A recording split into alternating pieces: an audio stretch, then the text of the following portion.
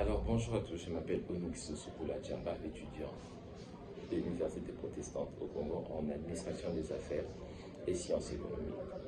Alors je fais cette petite vidéo pour vous parler de la contingence et la gestion des ressources humaines selon Jean Nicet et François Pichot. Alors c'est quoi la contingence?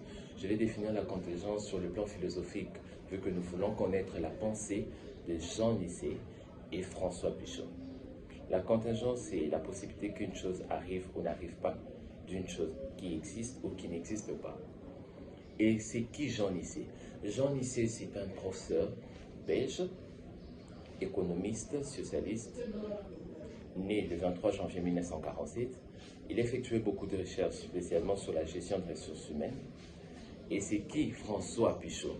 François Pichot, c'est un professeur belge aussi. Il enseigne dans l'université de Louvain, et pas que de Louvain, il y a l'université aussi de Liège, mais il a effectué plus ses recherches sur la théorie des organisations, y compris la gestion des ressources humaines. Alors le 2 mai nous présente 5 modèles. Le modèle de la gestion des ressources humaines. Ces modèles de la gestion des ressources humaines, c'est-à-dire la politique globale de la gestion des ressources humaines.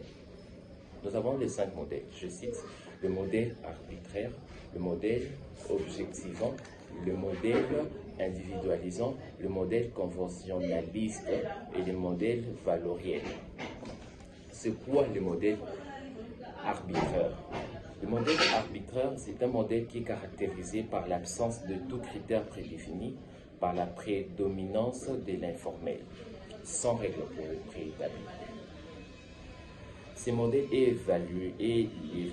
ces modèles ont comme évaluation le règne de l'intuition et les jugements subjectifs. Le second modèle, c'est le modèle objectivant. Ici, pour garantir une meilleure objectivité, il est question d'appliquer les règles pour chaque action de la gestion de la ressource humaine. Le système d'activité est formellement défini, c'est-à-dire qui utilise des ressources telles que l'équipement matériel, personnel, j'en passe, pour la transformation de ces éléments entrants dans le but de la sortie de ces éléments, un produit ou un service. L'accent est mis plus sur le processus de recrutement plutôt que la sélection des candidatures adéquates. Le troisième modèle, c'est le modèle individualisant. Ici, la tâche est partagée en fonction des compétences, des aptitudes humaines ou des individus. La responsabilité de chaque individu, tout en restant focus sur l'objectif personnel à atteindre. L'aptitude et la compétence sont au centre de ces modèles, sans oublier que les règles existent mais adaptées pour